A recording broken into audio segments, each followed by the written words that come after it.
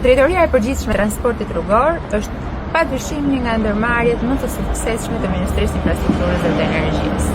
Në vitet e fundit, ajo ka shënuar një sër inovacionesh duke e bërë shërbimin ton ndaj qytetarëve për sa i përket transportit rrugor shumë më të shpejt, pra efikas në kohë, por nga ana tjetër inovator.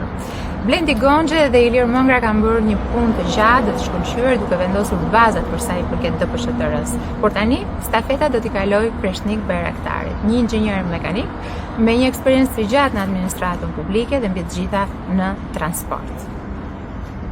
Për mua është një nder, një privilegj që të punoj dhe të drejtoj DPSHTR-n, gjithashtu të kontribuoj në politikat e transportit, në ndërheqjen e Ministrisë së Infrastrukturës dhe Energjisë dhe vizionit të qeverisë shqiptare.